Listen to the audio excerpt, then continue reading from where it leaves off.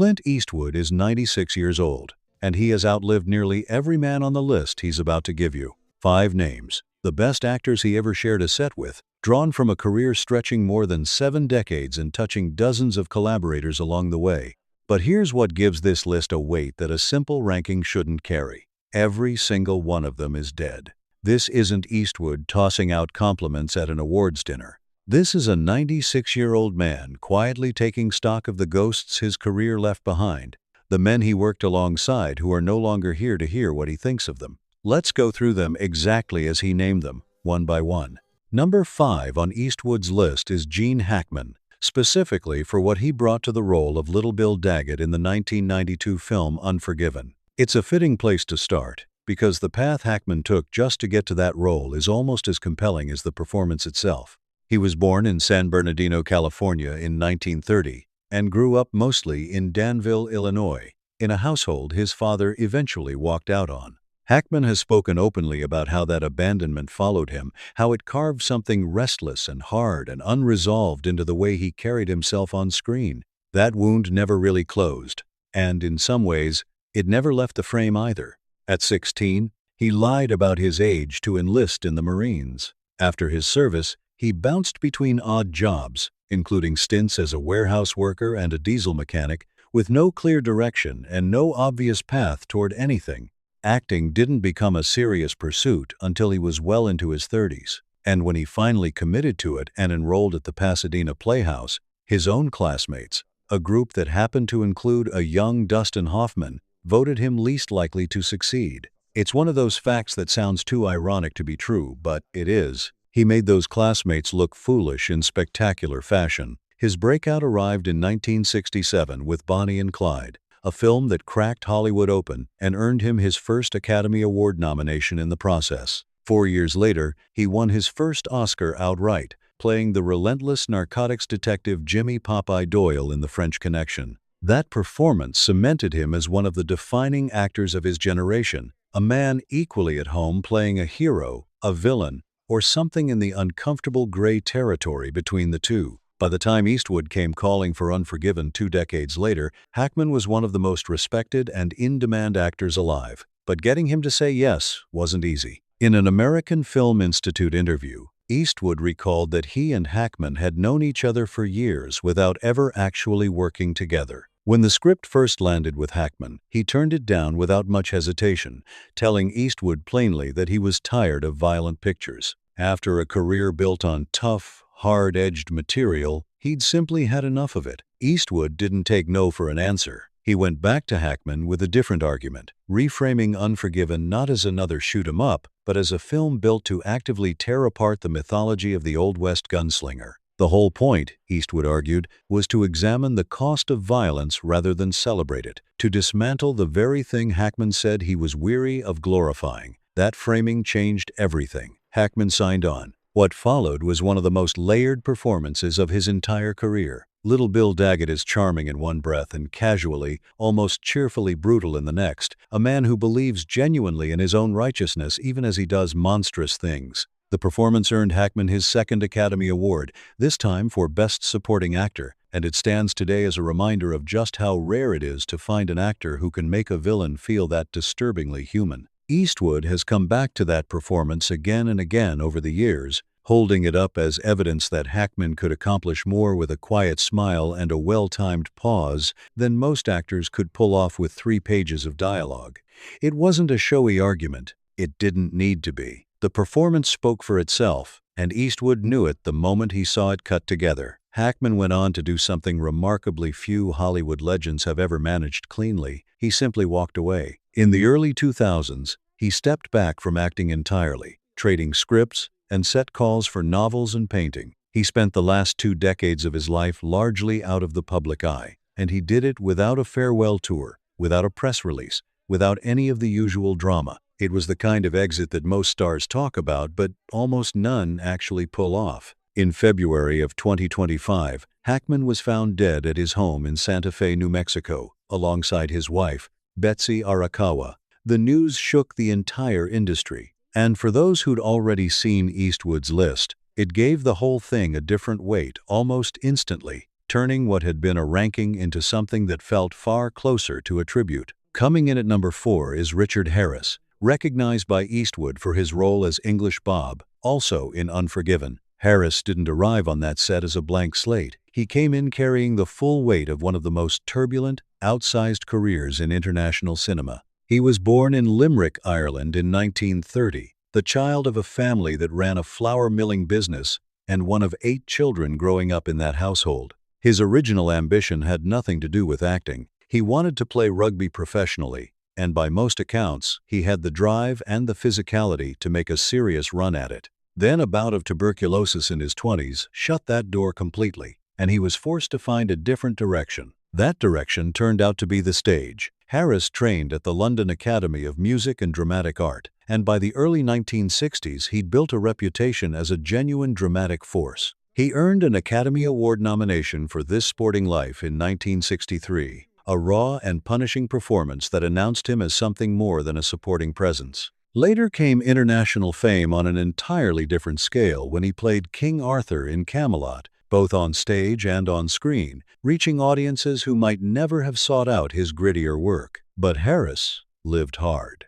Through much of the 1960s and 1970s, he moved through life at roughly the same velocity as his most combustible characters, developing a well-documented reputation for drinking that ran alongside close friendships and fierce rivalries with fellow Hellraisers like Richard Burton and Peter O'Toole. That whole circle existed in a kind of perpetual competition, not just professionally but personally, each of them seemingly daring the others to keep pace. By the time Unforgiven came around in 1992, Harris had already stepped away from alcohol and was in the middle of rebuilding a career that had cooled significantly since his 1960s peak. He was hungry in a different way now, sharper, more deliberate. The timing of the film couldn't have been better for him. The story of how he landed the part has become one Eastwood genuinely loves to tell, including in an appearance on Inside the Actors Studio. When Eastwood called Harris's home to offer him the role, the person who answered the phone passed along the name Clint Eastwood to her husband. Harris was,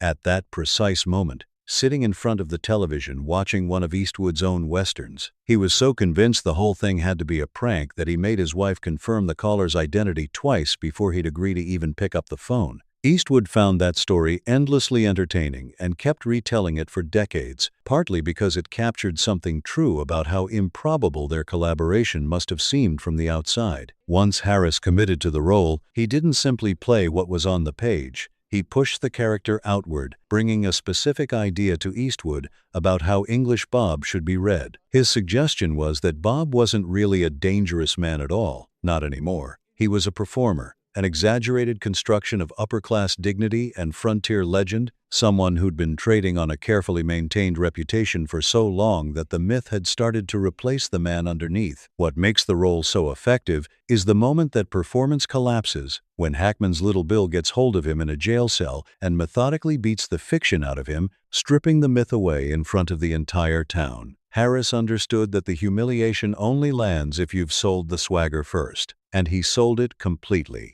Eastwood gave Harris his full trust on that production, and the confrontation scene between their two characters inside that jailhouse stands as one of the quietest, most gut-punch moments in the entire film. It doesn't shout. It doesn't need to. The scene just sits there and lands. That role turned out to be the spark that reignited Harris's career in ways few people could have predicted at the time, pushing him toward another Oscar nomination that same year for The Field, and then, years later, bringing him in front of an entirely new generation as Albus Dumbledore in the first 2 Harry Potter films. Harris passed away in 2002 after fighting Hodgkin's lymphoma, and even at the very end, he didn't drop the performance. Paramedics wheeling him out of a hotel lobby reportedly heard him quip that it was the food that did him in. That kind of sharp, dry wit, delivered without missing a beat, was exactly the same energy he brought to English Bob back in Unforgiven a decade before. Eastwood had been around long enough to watch that whole second chapter of Harris's career unfold, and then he watched it end too.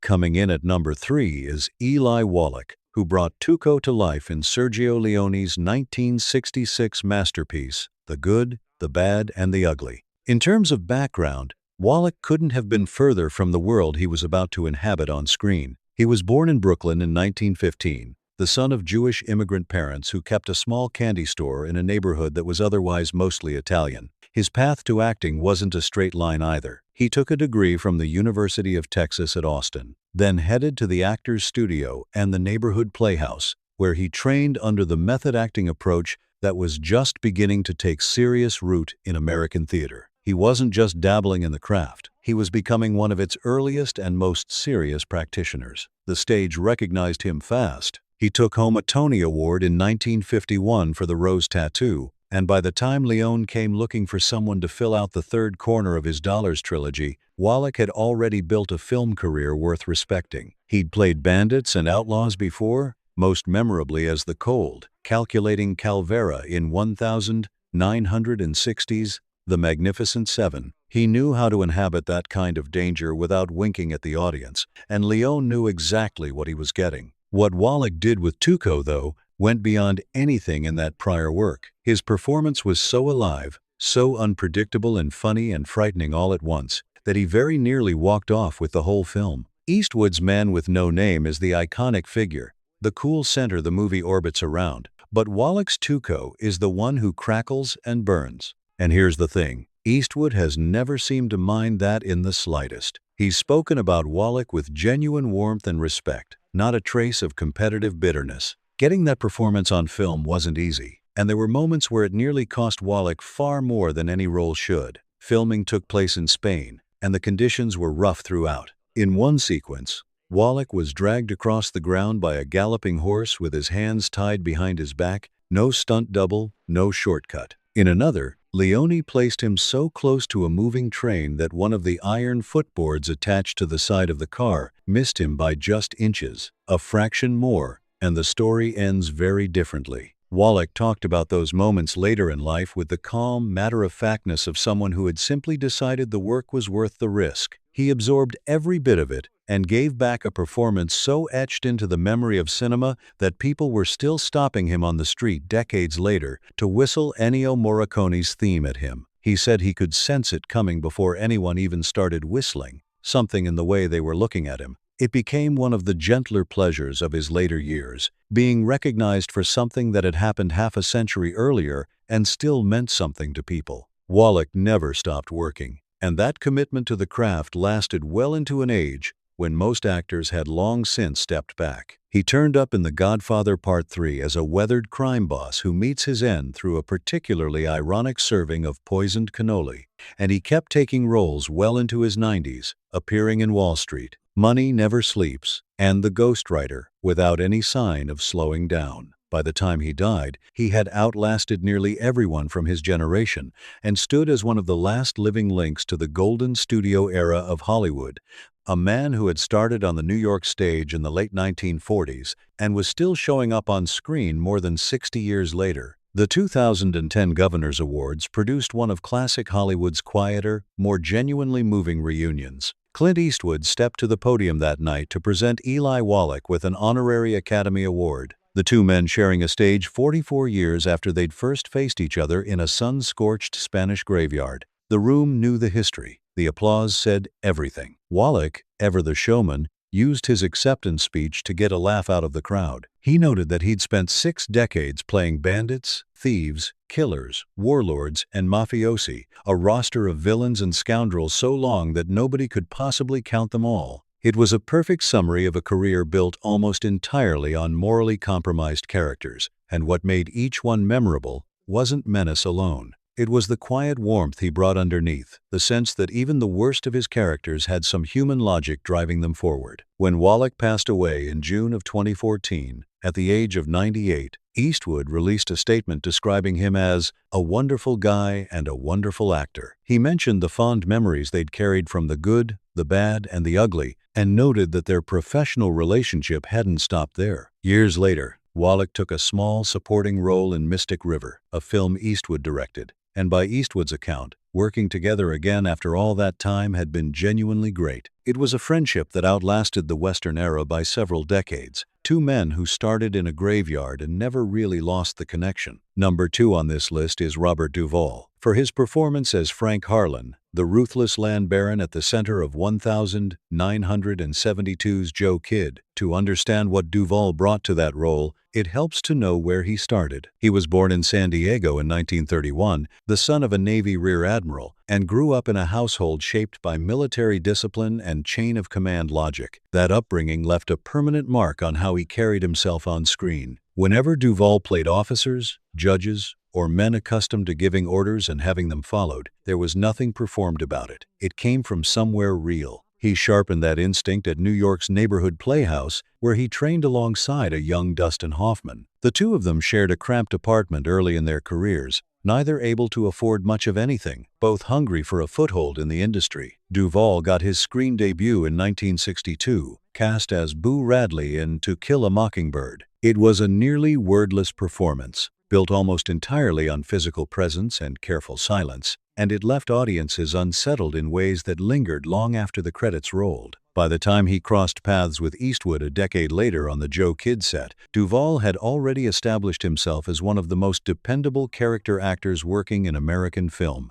Directors knew what they were getting. Someone who could walk into a supporting role and make it feel like the spine of the entire picture. That quality was exactly what Joe Kidd needed, because the film itself had some structural weaknesses that needed covering. Eastwood has acknowledged over the years that Joe Kidd was a project that moved fast, perhaps too fast. It was a John Sturges picture with a screenplay by Elmore Leonard, and by the time it reached its final act, the narrative felt like it was rushing toward resolution out of sheer exhaustion rather than dramatic logic. Critics at the time were largely underwhelmed by the film as a whole, and it's never been ranked among Eastwood's stronger westerns. But Duvall's Frank Harlan was a different conversation entirely. He played a landowner who wore civility over cruelty without ever letting the seams show, a man who sounded reasonable right up until the moment he made clear that reason had nothing to do with his decisions. Critics who dismissed the movie around him still found themselves singling him out. That effortless, restrained menace became his signature for everything that followed. The resume that grew out of those years is staggering. He brought Tom Hagen to life in The Godfather and its sequel, playing Michael Corleone's trusted consigliere with the kind of quiet authority that made everyone around him seem louder by comparison. Then came Lieutenant Colonel Kilgore in Apocalypse Now, a man who loved the smell of napalm in the morning and meant every word of it.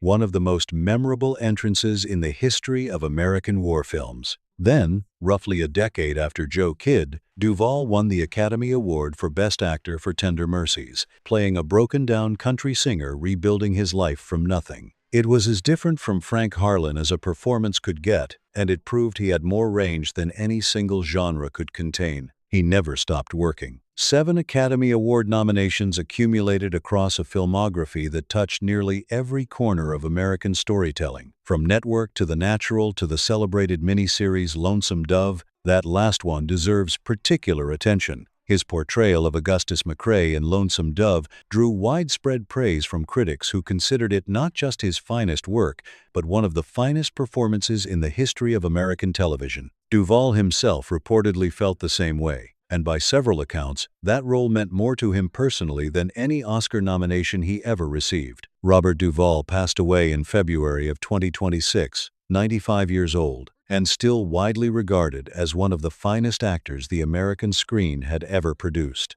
The tributes came fast and came from everywhere. Adam Sandler called him one of the greatest actors to ever live. Viola Davis said she'd always stood in awe of his portrayals, their warmth, their depth, their fundamental humanity. Alec Baldwin placed him without a moment's hesitation in the same company as Brando, De Niro, and Pacino, 4 names that together represent the absolute ceiling of what American screen acting has ever been. His death in that same February window closed out 2 of the 5 names on Clint Eastwood's list within a single brutal month. It was a coincidence that made an already reflective list feel like something else entirely. Less a ranking of admired performances and more a eulogy being read aloud while the losses were still fresh. The weight of that timing wasn't lost on anyone paying attention. Which brings us to number 1. Eastwood's top choice is Lee Marvin, specifically for playing the loud, roguish, perpetually half-drunk prospector Ben Rumson in the 1969 musical Paint Your Wagon.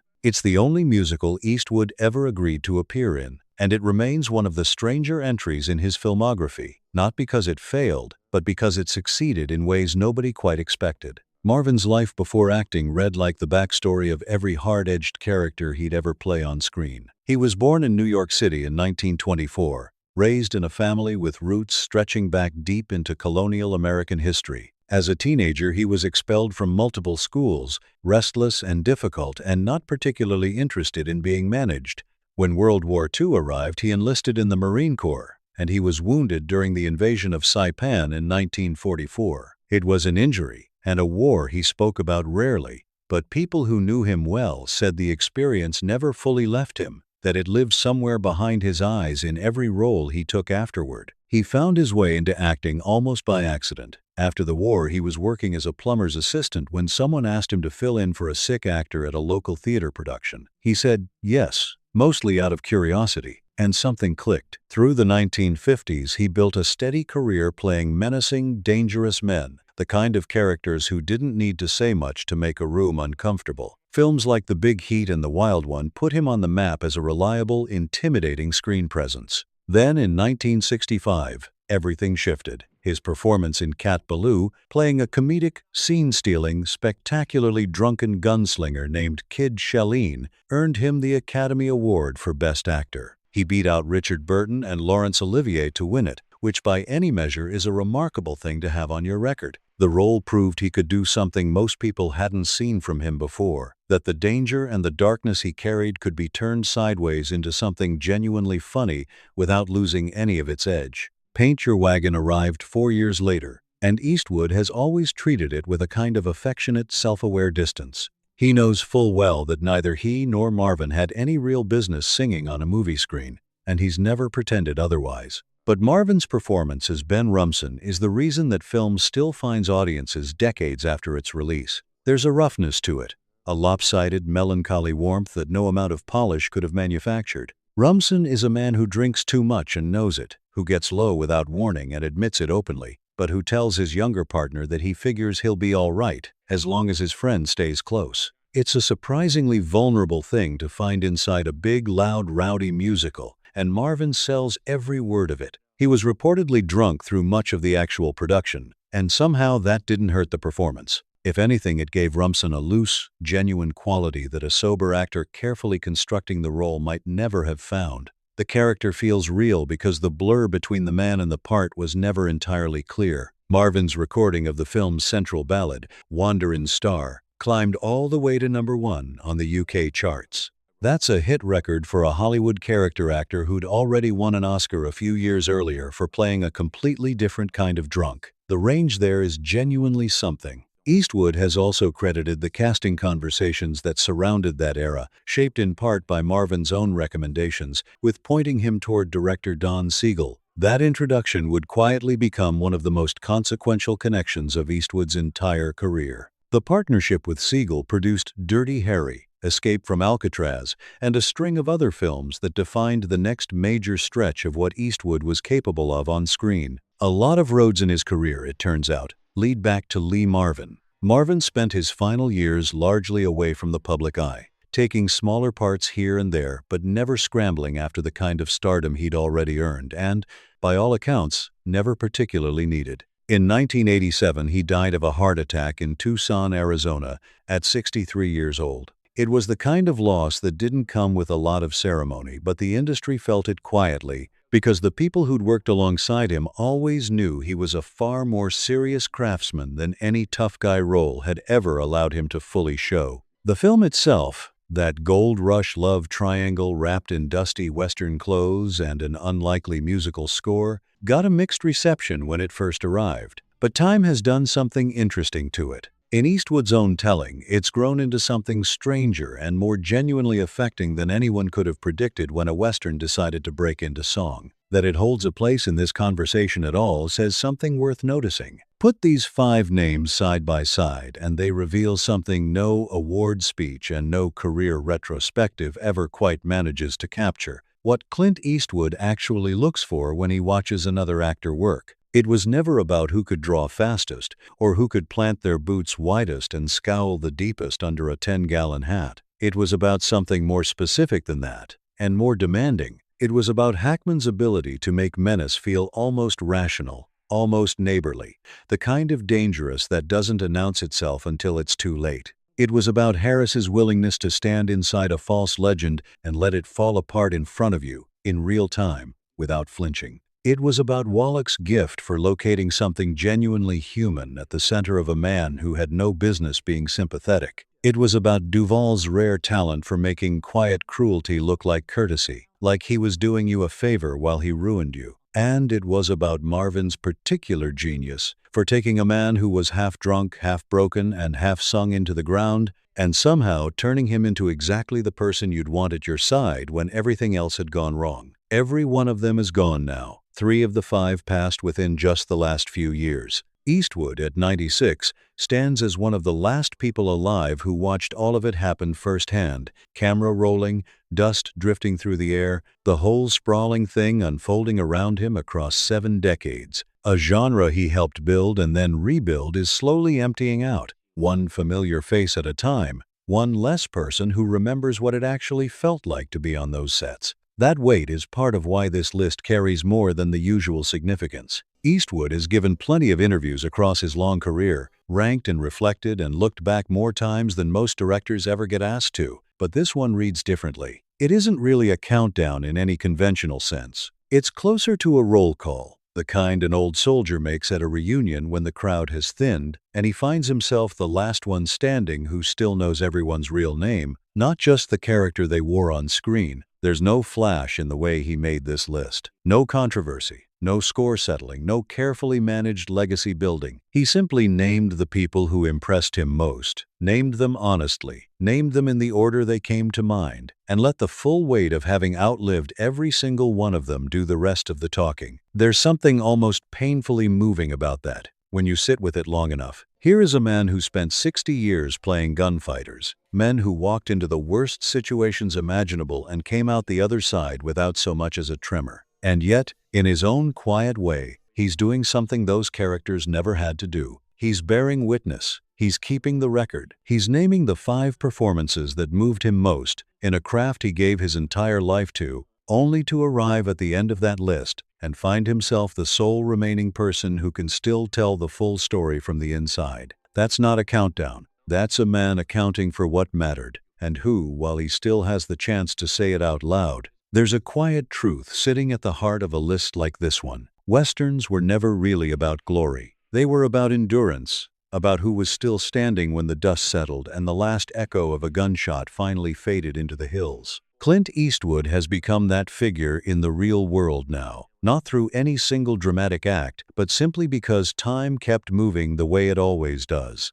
It catches up with everyone eventually, real gunfighter or fictional one, no exceptions. What makes his position worth thinking about is what he's chosen to do with it. He hasn't spent this chapter of his life talking about his own place in history. He's used some of his remaining time to say 5 other names out loud, clearly, with genuine respect behind each one, before the window to say them closes for good. That's not a small thing. In an industry that runs on self-promotion, choosing to point the spotlight somewhere else takes a kind of quiet courage that doesn't get talked about enough. These weren't throwaway mentions. Each name carried the weight of a real legacy behind it. If this look back at the golden age of the American West meant something to you, go ahead and hit that like button. Subscribe to the channel so you don't miss what's coming next. The stories behind these classic films deserve to be kept alive long after the people who made them are gone. See you in the next one.